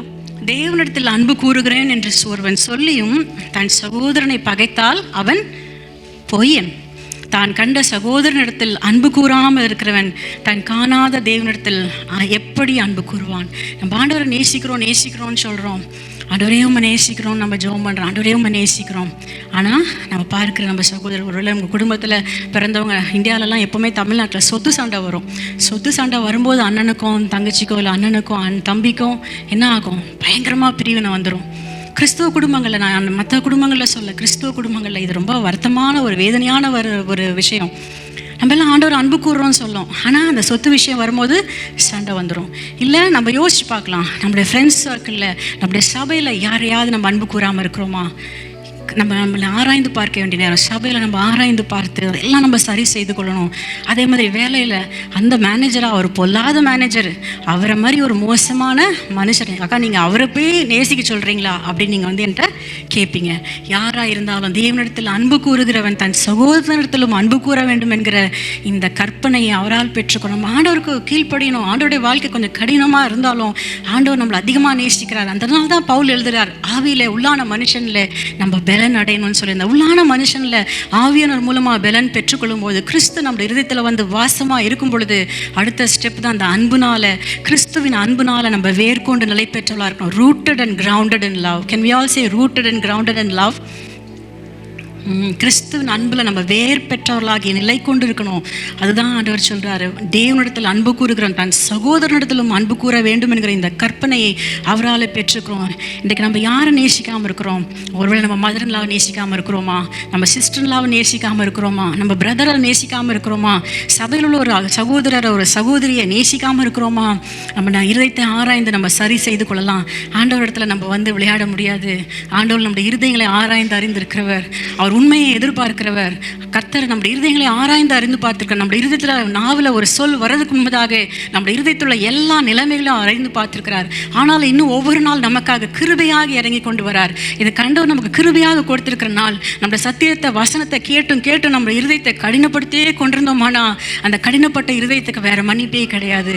அதனால் நம்ம இருதயத்தை திறந்து நம்ம ஆண்டவரத்தில் ஒப்பு கொடுப்போம். ஆண்டவரே, நான் இந்த சகோதரியை நேசிக்கல, இந்த சகோதரனை நேசிக்கல, என் குடும்பத்தில் உள்ள இந்த நபரை நான் நேசிக்கல ஆண்டவரே. ஆனால் நீங்கள் சொல்லலாம், எனக்கு நிறைய ரீசன்ஸ்லாம் இருக்குது. என்னெல்லாம் ரீசன்ஸ் நீங்கள் கேட்டிங்கனாக்கா, நீங்கள் அதெல்லாம் நிறைய பேர் என்கிட்ட சொல்லுவாங்க, நீங்கள் அந்த மாதிரிலாம் கோத்ரூ பண்ணியிருக்கவே மாட்டீங்க அப்படின்னு சொல்லுவாங்க. என்ன ரீசன்ஸாக இருந்தாலும் கர்த்தருடைய வசனத்துக்கு கீழ்ப்படிய நம்மளை அர்ப்பணித்துக் கொள்ளலாம். அர்ப்பணித்துக் கொள்ளும்பொழுது the power of God helps us to love the unlovable. நாங்கள் அவங்கள நேசிக்கவே முடியாது அப்படின்னு நம்ம நினைத்திருந்தோம்னா கூட, அந்த ஆண்டவருடைய வல்லமை, அந்த ஆவியானோட வல்லமையை உள்ளான மனுஷன் நம்ம பெற்றுக்கொள்ளும் பொழுது, நம்ம அந்த வல்லமையினால் நிரம்பி இருக்கும் பொழுது, அந்த வல்லமை நம்ம மற்றவர்களை நேசிக்க, அந்த அன்பு கூட்டம் காட்ட முடியாதவர்கள, இல்லை அவங்கள நம்மளை குறித்து தவறான காரியங்களை பேசியிருக்கலாம், நம்மளை குறித்து தவறாக அநேக காரியங்களை செய்திருக்கலாம், நமக்காக விரோதமாக நம்ம அவங்க தவறாக பேசியிருக்கலாம், தவறான காரியங்களை செய்திருக்கலாம். எல்லாவற்றின் மத்தியிலும் அவங்க நம்மளை ஏமாத்திருக்கலாம், நம்மளை கிராண்டடாக எடுத்திருக்கலாம், நம்மளை அப்யூஸ் பண்ணியிருக்கலாம், taken advantage of a goodness and kindness, நம்மளுடைய கைண்ட்னஸையும் குட்னஸையும் அவங்க யூஸ் பண்ணியிருக்கலாம். எதுவாக இருந்தாலும் ஹர்ட்ஃபுல் வேர்ட்ஸை யூஸ் பண்ணியிருக்கலாம், நம்மளை பற்றி தவறாக காசிப் பண்ணியிருக்கலாம். எந்த ரீசனாக இருந்தாலும் ஆண்டவர் இன்றைக்கி உங்கள் ஒவ்வொரு இடத்துல சொல்கிறாரு, நீங்கள் கண்டிப்பாக நேசிக்க அர்ப்பணித்துக் கொள்ளணும். நம்ம நேசிக்கும் பொழுது தான் ஆண்டவருடைய பிள்ளைகளாக இருப்போம். அது அப்போ தான் நம்ம கிறிஸ்தவர்கள் சொல்லிக்கொள்கிறதுக்கு நம்ம சொல்லிக்கொள்ள முடியும். நம்ம கிறிஸ்தவர்களும் சொல்லிக்கொண்டு நம்ம இன்னும் கர்த்தருடைய வசனத்துக்கு கீழ்ப்படியாம நம்ம இருதயத்தை கடினப்படுத்தி கொண்டே இருந்தோம்னா, ஆண்டவர் அந்த கடினமுள்ள இருதயத்தை பார்க்குறாரு. அதுக்கு தான் ஆண்டவர் சொல்கிறாரு, பவுல் எழுதுறாரு, இது உங்களால் முடியாது, நீங்கள் ஜெபித்து ஆவியானுடைய பலத்தை அந்த உள்ளான மனுஷனில் பெற்றுக்கொள்ளுங்க அப்படின்னு சொல்லி ஆண்டவர் ஞாபகப்படுத்துகிறாரு. நம்ம கர்த்தராகிய இயேசுவை நம்ம நோக்கி பார்த்தோமானா அவரோடு கூட இருந்த அந்த டிசைபிள்ஸ் தான். யூதாஸ் கூடயே இருந்தவர் தான், கூடயே நடந்து கொண்டிருந்தார், கூடயே பணப்பையெல்லாம் தூக்கிட்டு தான் போயிட்டு இருந்தார். அவர் என்ன பண்ணார்? கடைசியாக அவரை காட்டி கொடுத்தாரு, 30 வெள்ளிக்காசுக்காக காட்டி கொடுத்தாரு. கிறிஸ்துவனுடைய மரணத்துக்கு அவர் காரணராக இருந்தார். கூட இருந்தவர் தான், கூட இருந்தே குழிப்பறிக்கிறவங்கன்னு சொல்லுவாங்க, கேள்விப்பட்டிருக்கீங்களா? கூட தான் இருந்தாங்க, என் ஃப்ரெண்டாக தான் இருந்தாங்க, ஆனால் இப்போ எனக்கு அகெயின்ஸ்டாக இருக்காங்க அப்படின்னு சொல்லுவாங்க நிறைய பேர். ஸோ அந்த மாதிரி அந்த யூதாஸை கூட ஆண்டவர் கடைசி வரையை நேசிச்சாரும் வாசிக்கிறோம். அதே மாதிரி பேதுரு ரொம்ப அன்பாக இருந்த சீஷன், எல்லா இடத்துலையும் கூட போனார், எல்லா இடத்துலையும் துடுக்க அவர் தான் பேசுவார், துடுக்க அவர் தான் எல்லா காரியத்தையும் செய்வார். அந்த கெத்செமனே தோட்டத்தில் கூட அவர் தான் வந்து காதெல்லாம் மல்கூசுடி, நம்மலாம் அந்த பார்த்தோம் அந்த புரோக்கன் அண்ட் எட் சோசன் இதில் மல்கூசுடைய காதெல்லாம் வெட்டி அவர் தான் முன்னால் போனார், எல்லாம் கத்தியெல்லாம் தூக்கிட்டு. ஆனால் அவர் கடைசியாக என்ன பண்ணார்? 3 தடவை எனக்கு தெரியாதுன்னு சொல்லி காட்டி கொடுத்தார். அந்த மாதிரியான பேதுருவை கூட ஆண்டவர் நேசித்தார். நமக்கு மாடல் எப்போவுமே கிறிஸ்து தான். கிறிஸ்துவர்களுக்கு யார் முன்மாதிரி, யார் மாடல்? கர்த்தராகிய இயேசு கிறிஸ்து தான். அவருடைய அன்பு தான். வேதம் தான் நமக்கு சத்தியம். அந்த சத்தியத்தை கீழ்ப்படிய நம்ம இருதயத்திலேருந்து அர்ப்பணித்துக் கொள்ளும்போது கண்டிப்பாக நம்மளை ஆண்டவர் ஆசீர்வதிப்பார். இது நம்மளுடைய பலத்தினால முடியாது. நம்ம ஆவியானவரை சார்ந்து கொள்ளும்பொழுது, அவர் நம்முடைய அன்புனால் நிரப்பும் பொழுது நம்மளை அன்பு கூறவே அவங்கள முடியாது, அதுக்கு அவங்க தகுதியே கிடையாதுன்னு கூட நீங்கள் சொல்லலாம். அப்படியே கூட நம்ம ஆண்டவர் நம்மளை அன்பு கூறுகிற வைப்பார். அவர் நம்ம இடத்துல கேட்கும்போது help you to love the unlovable. அதுதான் ஆண்டவர் நமக்கு சொல்லுகிற காரியம். Love one another as God in Christ has loved us. நம்ம ஆண்டவர் நம்மகிட்ட எதிர்பார்க்குதுன்னா, he wanted us to be rooted in the love of God and grounded in the love of God. வேர் கொண்டு நிலை பெற்றவர்களாக. இன்னொரு தடவை அந்த வசனத்தை வாசிக்கிறீங்களா சிஸ்டர்? வாசமாயிருக்கவும் நீங்கள் அன்பிலே வேரூன்றி நிலை பெற்றவர்களாகி. அன்பிலே வேரூன்றி நிலை பெற்றவளா இருக்க. எல்லாரும் சொல்லுங்க, அன்பிலே வேரூன்றி நிலை பெற்றவளா இருக்கேன், நான் ஒப்பு கொடுக்குறேன். அதுதான் கிறிஸ்துவனுடைய அன்பில் நம்ம வேரூன்றி, நம்மளுடைய எல்லாமே ஃபவுண்டேஷன் அதுதான் கிறிஸ்துவனுடைய அன்பு. நம்ம இன்னைக்கு ரொம்ப கடினம். நமக்கு ஒவ்வொருத்தரும் யோசிச்சு பார்க்குறீங்க, யார் உங்களை நேசிக்கல, நீங்கள் யாரை நேசிக்கல, யார் உங்களை நேசிக்கலன்னு ஆராய்ந்து பாருங்கள். உங்கள் குடும்பத்தில் எந்தெந்த ரிலேஷன்ஷிப்பில் இன்றைக்கி ஆண்டவர் சமூகத்தில் ஒப்பு கொடுங்க. ஆண்டவர், இது என்னால் முடியாதப்பா, அவங்கள நேசிக்க என்னால் முடியாது, ஏன்னா அவங்க என்னை அதிகமாக துக்கப்படுத்தியிருக்காங்க, என்னை வேதனைப்படுத்தியிருக்காங்க, என்னை வருத்தப்படுத்தியிருக்காங்க, நான் செய்யாததை செய்ததா சொல்லியிருக்காங்க, நான் பேசாததை பேசினதா சொல்லியிருக்காங்க, என்னை பற்றி தவறாக எல்லா இடத்துலையும் சொல்லியிருக்காங்க, என்னை வேதனைப்படுத்தியிருக்காங்க, என்னை வருத்தப்படுத்தியிருக்காங்க, என்னை துக்கப்படுத்தியிருக்காங்க. ஆண்டவரே எனக்கு உதவி செய்யுங்க. நீங்கள் இருதயத்திலிருந்து கேட்டிங்கன்னா ஆண்டவர் இன்னைக்கு கண்டிப்பாக உங்களுக்கு உதவி செய்வார், உங்களை கைவிட மாட்டார். ஆண்டவர் நம்முடைய இருதயங்களில் ஒரு இன்னர் டிரான்ஸ்ஃபர்மேஷனை கொண்டு வர விரும்புகிறார்.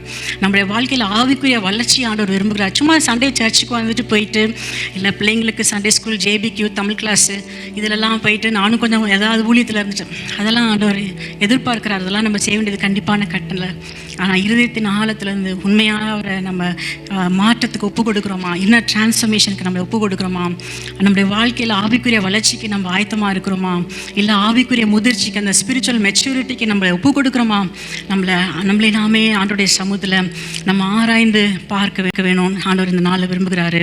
எல்லோரும் நம்ம கண்டிப்பாக நீங்கள் எல்லோரும் இந்த நேரத்தில் உங்களை ஆராய்ந்து பார்த்து எல்லோரும் எழும்பி நிற்கலாம். நம்ம எல்லோரும் ஜெபம் பண்ண போகிறோம். நம்ம இருதயங்களை இதை ஒப்பு கொடுக்குற நேரம். ஆண்டவர்கிட்ட நம்ம கேட்கலாம், ஆண்டவரே என் இருதயத்தின் ஆழத்துலேருந்து என் இருதயத்தை ஒப்பு கொடுக்குறேன் ஆண்டவரே, என்னுடைய ஆவிய ஆத்மாவுடைய கரத்தில் ஒப்பு கொடுக்குறேன் ஆண்டவரே, அந்த ஆவியானுடைய பலத்தினால் என்னை நிரப்புங்கப்பா ஆண்டவரே. இயேசுவின் நாமத்தால் அந்த ஆவியானுடைய பலம் எனக்கு வேணும்னு சொல்லுங்கள். அந்த ஆவியானுடைய பலம் இருந்தால் தான் கிறிஸ்து உங்களுக்குள்ளே வாசமாக இருக்க முடியும். கிறிஸ்து உங்களுக்குள்ளே வாசமாக இருந்தால் தான் அவர் உங்களை டைரக்ட் பண்ணி கைட் பண்ண முடியும். முதலாவது நமக்கு தேவை ஆவியானுடைய வல்லமை, த பவர் ஆஃப் காட். ரெண்டாவது நமக்கு தேவை த பிரசன்ஸ் ஆஃப் காட். ஆவியான நம்ம லீட் பண்ணி கைட் பண்ணணும். இதெல்லாம் செய்யாதுன்னு சொல்லும்போது நமக்கு அது கீழ்ப்படிய நம்ம அர்ப்பணிக்க முடியும். ஆண்டவரை அதை நம்ம அர்ப்பணிக்க ஆண்டவரை நம்ம அதுலேருந்து விடுதலை பெற்று விடுவோம். ஒரு அடிக்ஷனாக இருக்கலாம், இந்த நாளில் நீங்கள் கோத்ரூ பண்ணுறது காரியங்கள் அநேக காரியங்களாக இருக்கலாம். ஆண்டவரத்தில் நீங்கள் ஒப்பு கொடுக்கும்பொழுது உள்ளான மனுஷனில் பலனடையணும். கிறிஸ்து இருதயத்தில் விசுவாசனால் நம்மளோட இருதயத்தில் எப்பொழுதும் வாசம் பண்ணணும். ஒரு பெர்மனண்ட்டாக இருக்கணும், வந்து போகிற ஒரு காரியம் அல்ல. கிறிஸ்து எப்பொழுதும் நம்மளோட இருதயத்தில் வாசம் பண்ணணும். எல்லாரும் இருதயத்தில் ஆராய்ந்து பார்க்க நேரம். ஆண்டோடைய ஆவியோட வல்லமைக்கு உள்ளான மனுஷனை நான் பலன் அடையணும்னு சொல்லுங்கள். ஜெபம் பண்ணுங்க ஆண்டவர்கிட்ட. ஜெபம் பண்ணுற நேரம், ஆண்டவர் என்னுடைய உள்ளான மனுஷனை நான் பலன் அடையணும்ப்பா. ஆவியானவர் வந்து என்னை பலப்படுத்துங்க. ஆவியானவர் வந்து எனக்கு வல்லமையை தாங்கப்பா. இயேசுவின் நாமத்தினால, இயேசுவின் நாமத்தினால் அதிகமான பிரச்சனைகள், அதிகமான போராட்டங்கள், விசுவாசத்தினால் என் குடும்பத்தில், என் வேலையில், ஆண்டவரே விசா, ஆண்டவரே ஜாப்ஸ், ஏஐ மார்க்கெட், ஜாப், எத்தனையோ காரியங்கள், எத்தனை பிரச்சனைகள், பலவீனங்கள், நோய்கள், வலிகள், வேதனைகள், வாதைகள், இவைகள் மத்தியில் என் குடும்பத்தில் அத்தனை அதிகமான பிரச்சனைகள், குடும்பத்தில் உள்ள பிரச்சனைகள் அதிகமாக இருக்கிறது ஆண்டவரே. அப்பா, ஒரு விஷயம் ஒப்பு கொடுத்து எல்லாரும் ஜெபம் பண்ணுங்க. ஆண்டவரே, உங்களுடைய பலன் எங்களுக்கு தேவை. எல்லாரும் கரங்களை உயர்த்தி யாருக்கெல்லாம் அந்த பலன் வேணுமோ ஆண்டவரே, உங்களுடைய பலத்தினால் என்ன நிரப்புங்க. இயேசுவின் நாமத்தால் உள்ளான மனுஷன் நான் பலன் அடையட்டும். இயேசுவின் நாமத்தினால உள்ளான ஆவியில் நான் பலன் அடையட்டும். இயேசுவின் நாமத்தால் ஒப்பு கொடுக்குறவங்க மேலே ஆண்டவர் கிருபையாக இறங்குவார். இன்றைக்கு நீங்கள் ஒப்பு கொடுத்தீங்களா, இன்றைக்கு கண்டிப்பாக உங்களுடைய இருதயத்தில் ஒரு மாற்றத்தை கட்டளையிடுவார். இயேசுவின் நாமத்தாலன்னு சொல்லி ஜெபம் பண்ணுங்க. கிறிஸ்து என் இருதயத்தில் வந்து வாசமாக இருக்கணும். ஒவ்வொரு மணி நிமிஷமும், ஒவ்வொரு மணி நாளும் இயேசு என்னோடு வாசம் பண்ணணும். இயேசுவுக்கு பிரியமில்லாத நினைவுகள், பேச்சுகள், சொல்கள், செயல்கள் எல்லாம் என்னை விட்டு விலகணும். நான் அந்த இருதய கடினத்தோடு மறுபடியும் வசனத்தை கேட்டு நான் இருதயத்தை கடினப்படுத்தவே கூடாது. ஆண்டவரே, எனக்கு உதவி செய்யுங்கப்பா. இயேசுவின் நாமத்தினால் உள்ளான மனுஷன் நான் பலன் அடையணும். கிறிஸ்து எனக்குள்ள வாசமாக இருந்து அவர் என்னை லீட் பண்ணி என்னை டிரெக்ட் பண்ணணும். இதை செய்யாதுன்னு சொல்லும்போது நான் கீழ்ப்படியணும். ஆண்டவரே, ஆவியானவர் எனக்கு உதவி செய்யுங்கப்பா. ஆண்டவரே, கிறிஸ்துவனுடைய அன்பு என்னை நிரப்பணும். கிறிஸ்துவனுடைய அன்புனால ஆழத்தினால் நிரப்பப்படணும். வேறொன்று நிலை பெற்று ஓங்கணும். கர்த்தாவே, எனக்கு உதவி செய்யுங்க. நீ எப்படி சிலுவையில் மரித்து உங்களுடைய ஜீவனையை கொடுத்தீங்களே ஆண்டவரே, அந்த தேவ கிருபை எனக்கு தாங்க. எல்லாரும் அர்ப்பணித்துக் கொள்ளலாம். எல்லாரும் தாழ்த்தி ஒப்பு கொடுக்கலாம். இயேசுவின் நாமத்தால் ஆண்டவரே, இந்த நாளில் ஒப்பு கொடுக்கிற உங்களுடைய பிள்ளைகள் ஒவ்வொருவருக்காக நான் ஜெபிக்கிறேன். இன்றைக்கு அநேகர் கர்த்தரை விசுவாசியாதவர் அநேகருங்க இருக்கிறீங்க. இன்றைக்கு உங்களுடைய இருதயத்தை நீங்கள் கிறிஸ்துவுக்காக திறந்து கொடுத்தீங்கன்னா, இயேசுவே என் இருதயத்தில் வாரும். இயேசுவே நான் விசுவாசிக்கிறேன். இயேசுவே என் ரட்சகராக, என் தேவனாக, என் கர்த்தராக, என் தெய்வமாக உண்மை ஏற்றுக்கொள்கிறேன் நீங்கள் சொன்னீங்கன்னா, ஆவியானவர் வந்து உங்களை பலப்படுத்துவார். நீங்கள் இருக்கிற எல்லா பிரச்சனைகள், போராட்டங்கள், உபத்திரவங்கள் உங்களை விடுதலை செய்வார். எனக்கு யார் உதவி செய்வாங்கன்னு நீங்கள் காத்து கொண்டிருக்கலாம். எனக்கு யார் உதவி செய்வார்கள்? யார் என்னை புரிந்து கொள்வார்கள்? யார் எனக்கு இந்த உதவியை செய்ய முடியும்? ஆனால் தேவாதி தேவன், ராஜாதி ராஜா, கத்தாதி கத்தர் உங்களுக்கு உதவி செய்வார். இன்றைக்கு உங்களை ஒப்பு கொடுங்க. தாழ்த்தி ஒப்பு கொடுத்து இயேசுவே இருதயத்தில் வாரணும் ஒப்பு கொடுங்க. ரட்சிக்கப்பட்ட விசுவாசிகள் யாரெல்லாம் இன்னும் அதிகமான பிரச்சனைகள், பாடுகள் இருக்கிறவங்க ஒப்பு கொடுத்தீங்கன்னா நீங்கள் ஆண்டவர் உங்களை பலப்படுத்துவார். அதே ஒன்றுமாக அநேகர் இன்னும் பாவ கட்டில் இருக்கிறீங்க, போனோகிராஃபியில் அடிக்டடாக இருக்கிறீங்க, ஆல்கஹாலுக்கு அடிக்டடாக இருக்கிறீங்க. நீங்கள் ஒப்பு கொடுத்தீங்கன்னா, உங்கள் இருதயத்தை கடினப்படுத்தினீங்கன்னா ஆண்டவர் உங்கள் வாழ்க்கையில் ஒரு ஆசீர்வாதத்தையும் கொண்டு வர முடியாது. ஆனால் இருதயத்தை ஒப்பு கொடுத்தீங்கன்னா, இருதயத்தை திறந்தீங்கன்னா ஆண்டவர் இன்றைக்கு உங்களை உதவி செய்ய முடியும். ஆண்டவர் உங்களை பலத்தினால் இடைக்கட்ட முடியும். நீங்கள் நம்பிக்கொண்டிருக்கிற, நீங்கள் ஜெபித்துக் கொண்டிருக்கிற ஆசீர்வாதங்கள் இன்றைக்கு வானத்தின் பலகனையில திறந்து இன்றைக்கு உங்களுக்கு அற்புதமாக செய்வார். இருதயத்தின் ஆழத்தில் இந்த இயேசுவே ஆவியானவரே என்னை பலப்படுத்தும். எனக்கு உதவி செய்யுமாப்பா. என்னால் இந்த பழக்க வழக்கங்களிலிருந்து என்னால் விடுதலை செய்ய முடியல. தவறான உறவுகளிலிருந்து நான் என்னால் விடுதலை பெற முடியல. ஆவியானவர் என்னை விடுதலை செய்யுங்கப்பா. ஆவியானவர் என்னை விடுதலை செய்யுங்க. வல்லமை என்னை நிரப்பட்டுன்னு கேளுங்க. ஆண்டவர் உங்களை விடுதலை செய்து உங்களுடைய வாழ்க்கை இன்றைக்கு ஆசீர்வதிக்க சித்தமுள்ளவராக இருக்கிறாரு. ஒப்பு கொடுக்கிற ஒவ்வொருவரையும் ஆண்டவர் ஆசீர்வதிக்கிறாரு. ஸ்தோத்திரமப்பா. தகப்பனே, உம்மை துதிக்கிறோம், ஸ்தோத்திரிக்கிறோம். எல்லாம் கண்களை மூடி கரங்களை ஊற்றி அர்ப்பணித்து நீங்கள் செபியுங்க. கர்த்தாவே, எனக்கு கேட்ட வசனத்தின் அதிகாரத்துக்கு நான் அர்ப்பணித்துக் கொள்கிற ராஜா. இந்த முதல் கொடுக்கத்தான் நான் உள்ளான மனுஷனை பலப்பட வேண்டும். இப்படி சொல்லி செபிங்க. கர்த்தா, இன்றைக்கு உள்ளான மனுஷனில் என்னை பலப்படுத்துங்க ராஜா. கிறிஸ்துவோட இருதயத்தில் வாசமாக இருக்கணும் கர்த்தாவே. அதற்காக இதை அர்ப்பணித்துக் கொள்கிற ராஜா. தகப்பனா, இன்று முதல் கொண்டு அன்பிலே நான் வேரூன்றி நிற்கணும் கர்த்தாவே. அதற்காக நான் அர்ப்பணித்துக் கொள்கிறேன். அதற்காக அர்ப்பணித்துக் கொள்கிற ராஜா. எல்லாம் அர்ப்பணித்து செபிங்க. இப்பொழுது செபிக்கிற ஒவ்வொருவரை கர்த்தர் ஆசீர்வதிக்க போகிறார். அதுதான் என்னுடைய ஜெபம் என்று சொல்லுகிறவர்கள், இன்றைக்கு எனக்குள்ளாக கர்த்தர் உள்ளத்தை வர வேண்டும், என் வாழ்க்கையில் வாசமாக இருக்க வேண்டும், இந்த உள்ளான மனுஷன் பலப்படுத்தப்பட வேண்டும், நான் அன்பிலே நிலை பெற்று இருக்க வேண்டும் என்று விரும்புகிறவர்கள் கரங்களை உயர்த்தி அர்ப்பணித்துக் கொள்ளுங்க. கர்த்தர் உங்களை ஆசீர்வதிக்க போகிற நேரம். God bless you, God bless you, God bless you, God bless you, God bless you, God bless you, God bless you, God bless you, God bless you, God bless you, God bless you. தகப்பனே, உமக்கு ஸ்தோத்திரம் அப்பா. இயேசுவே, நாங்கள் உமக்கு நன்றி செலுத்துகிறோம் ராஜா. தேவரீர் நல்லவர், உடைய வார்த்தைகள் மாறாதவைகள். உமக்கு நன்றி செலுத்துகிறோம் ராஜா. நாங்கள் இப்பொழுது ஜெபிக்கிறோம் கர்த்தா. நாங்கள் எதையாகிலும் கர்த்தாவே உம்முடைய சித்தத்தின்படி கேட்டால் நீர் எங்களுக்கு செவி கொடுக்கிறீர் என்பதை நாங்கள் உம்மை குறித்து கொண்டிருக்கிற தைரியம் தகப்பனே. இப்பொழுது தைரியத்தோடு நாங்கள் கேட்டிருக்கிறோம் ராஜா. கர்த்தாவே, உம்முடைய சித்தத்தின்படியாக வேத வசனம் சொல்லுகிறபடியாய் நாங்கள் இப்பொழுது ஜெபித்து நாங்கள் கேட்டிருக்கிறோம் ராஜா. கர்த்தாவே, உள்ளான இருதயத்தில் எல்லாரையும் பலப்படுத்துவீராக. எல்லாருடைய இருதயத்தில் கிறிஸ்து வாசமா இருப்பீராக. தவிர எல்லாருடைய இருதயத்திலும் கர்த்தாவே அன்பில் நிலை பெற்று இருக்க கர்த்தர் உதவி செய்வீராக ராஜா. கர்த்தர் செய்கிறதுக்காக உமக்கு ஸ்தோத்திரம் அப்பா. அப்படி ஜெபித்த ஒவ்வொருவரும் இன்று முதற்கொண்டு கர்த்தர் ஆசீர்வதிப்பீராக. இன்று முதற்கொண்டு அற்புதங்களை காண செய்வீராக. இன்று முதற்கொண்டு தேவ வசனத்தை உறுதிப்படுத்துவீராக ராஜா. அப்பா, ஒரு மாற்றத்தை அவர்களை காணும்படியாய் கர்த்தர் இன்றைக்கு அற்புதங்களை செய்கிறதுக்காக உமக்கு ஸ்தோத்திரம். உமக்கு நன்றி ராஜா. தேவாதி தேவன் பொறுப்படுத்திக் கொள்ளுவீராக. கர்த்தர் செய்கிறதுக்காக நன்றி ராஜா. நன்றியோடு உம்மை துதிக்கிறோம். நாங்கள் உமக்கு நன்றி செலுத்துகிறோம் ராஜா. கர்த்தர் எங்களோடு கூட வந்து கர்த்தாவே இந்த நாளிலும் கூட உங்களுடைய வசனத்தினால் எங்களை போஷித்ததற்காக உமக்கு ஸ்தோத்திரம். இயேசு கிறிஸ்துவின் நாமத்தினாலே எல்லா ஜெப தேவைகளை கர்த்தர் சந்தித்து வழி நடத்தி ஆசீர்வதிப்பீராக. இந்த பிள்ளைகளுடைய தேவைகளை சந்திப்பீராக. இயேசு கிறிஸ்துவின் நாமத்தினாலே வயிற்று போக்கு இப்பொழுது நிர்மூலம் பண்ணப்படுவதாக. ஜீரண உறுப்புகளை சுகம் உண்டாவதாக என்று கட்டளை இடுகிறோம். கர்த்தர் பிள்ளைகளோடு கூட இருந்து கர்த்தாவே நல்ல சுகத்தை கிருபையை பெற்றுக்கொள்ள உதவி செய்வீராக ராஜா. என்ன தேவைகள் இருந்தாலும் இன்றைக்கு தேவைகளை சந்தித்து கர்த்தருடைய நாமத்தை மகிமைப்படுத்துவீராக. தேவாதி தேவன் செய்கிறதுக்காக உமக்கு ஸ்தோத்திரம். உமக்கு நன்றி. இயேசு கிறிஸ்துவின் நாமத்தில் ஜெபிக்கிறோம் பிதாவே. ஆமென், ஆமென்.